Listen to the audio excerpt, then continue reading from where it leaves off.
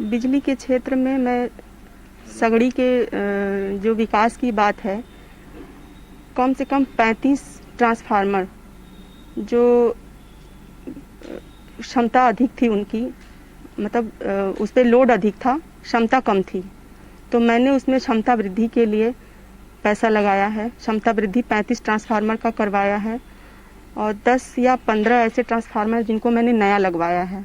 और जीयनपुर बाजार में जर्जर तार की समस्या थी, उसको भी मैंने बदलवाने का काम किया है। और प्रस्ताव हमसे सरकार द्वारा मांगा गया था, बहुत ही बड़ा प्रोजेक्ट आया हुआ है, तो उसमें मैंने प्रस्ताव दिया हुआ है। देवरांचल हम लोगों का पड़ता है, हमारे ही ससुर जी द्वारा वहाँ पे बिजली का निर्माण कराया गया था। बिजली थी ही नहीं वहाँ पे, तो वहाँ पे सब स्टेशन रौना पार से और उनकी दूरी काफ़ी होती थी, तो आए दिन उनके यहाँ समस्याएं लगी रहती थी। तो मैंने वहाँ पे एक सब स्टेशन बनाने का प्रस्ताव दिया है। चांद पट्टी और रौना पार में जो है काफ़ी जर्जर तार की समस्या है, तो मैंने उसको भी दिया हुआ है। ऐसे तमाम ट्रांसफार्मर जो अभी भी क्षमता वृद्धि नहीं हो पाई है उनकी, तो उसको भी मैंने जो है क्षमता वृद्धि में दिया हुआ है। तो सगड़ी विधानसभा तहसील मुख्यालय और नगर पंचायत, 2 नगर पंचायतों की विधानसभा है। बिजली के क्षेत्र की हम बात करें तो पूरे 4.5 वर्षों तक 18 से 22 घंटे तक बिजली सुनिश्चित रूप से सगड़ी विधानसभा में मिली है। बिजली की व्यवस्था को ठीक करने की बात हो तो जहाँ जर्जर तारों को बदलने की बात हो, सरकार ने बदलने का काम किया है। क्षमता वृद्धि के माध्यम से ट्रांसफार्मर बदलने का काम किया है तो सरकार ने किया है।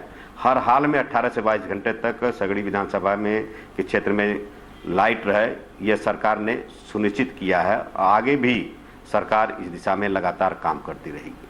शायद सत्ताधारी दल का विधायक होता है या विपक्ष का विधायक होते हुए भी थोड़ा अपने निधि के माध्यम से और थोड़ी सक्रियता क्षेत्रीय विधायक निभाती तो शायद और ज्यादा परिवर्तन दिखाई देता।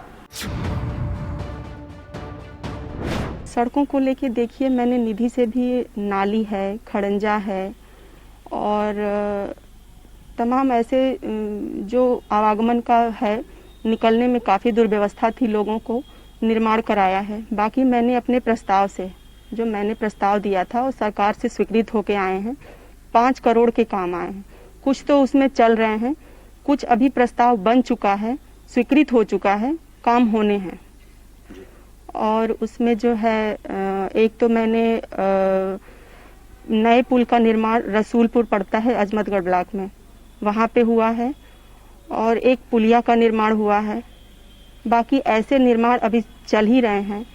और एक जो है सारी विधानसभाओं से मांगा गया था सुंदरीकरण का निर्माण कराया जाना, तो मैंने यहाँ पे बहुत ही प्राचीन मंदिर है बाबा पतालनाथ का, रामगढ़ और उसके बीच में आता है, तो 50 लाख का जो है वो निर्माण चल रहा है, निर्माण हो रहा है इस समय। रोड की बात करें, सरकार बनते ही सरकार ने तय किया था कि जितने भी प्रदेश के ब्लॉक मुख्यालय हैं उनको हम चौड़ी सड़कों से जोड़ेंगे। उसी क्रम में सगड़ी विधानसभा के 2 ब्लॉक पड़ते हैं, अजमतगढ़ और हरैया।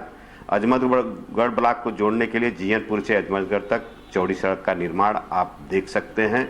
रजादेपुर से हरैया ब्लॉक को जोड़ने के लिए हरैया ब्लॉक तक का चौड़ीकरण कार्य हुआ है, आप देख सकते हैं। लाडघाट से लेकर के रौना पर जर्जर सड़क के चौड़ीकरण का प्रस्ताव सरकार ने मंजूर कर लिया है। बिलरियागंज से रौना पार की सड़क का प्रस्ताव मंजूर है। सगड़ी विधानसभा में शिक्षा के क्षेत्र में काफ़ी काम कराया गया है। जैसे विद्यालयों में भवन निर्माण के लिए, जो विद्यालय भवनहीन थे तो उसमें मेरी निधि द्वारा भवन निर्माण का कार्य कराया गया है। जहाँ तक शिक्षा के क्षेत्र की बात है, आज आप किसी प्राथमिक विद्यालय में जाइए, कभी कल्पना नहीं की जाती थी कि प्राथमिक विद्यालय में भी टाइल्स लगेंगी, प्राथमिक विद्यालय में भी बच्चों को हाथ धोने के लिए वॉश बेसिन होगी, उनके शौचालय में भी टाइल्स होगी। आज का प्राथमिक विद्यालय लगता है कि योगी जी की सरकार का प्राथमिक विद्यालय है। हर तरह से चमक और दमक के साथ शिक्षा के क्षेत्र में उत्तर प्रदेश सरकार ने काम किया है। देखिए, सगड़ी विधानसभा में पेयजल और सिंचाई को लेकर पहले तो 200 हैंडपंप लगाए गए, लेकिन अब सरकार की जो मंशा है तो गांव-गांव उनका ये है कि जल निगम के द्वारा टंकी बनाई जाएगी और उससे लोगों तक जल पहुंचाया जाएगा। तो उसमें 5 या 7 ऐसे करके हैं जो जल निगम से, जिसमें 3 का काम शुरू हो चुका है, बाकी अभी होने बाकी हैं। लेकिन मंशा यही है कि हर गांव में पेयजल की व्यवस्था कराई जाएगी। पेयजल और सिंचाई की बात है, इंडिया मार्क का हैंडमार्क पंप और जल निगम के टंकियों के माध्यम से पेयजल और सिंचाई की व्यवस्था के लिए पूरी सरकार ने काम किया है।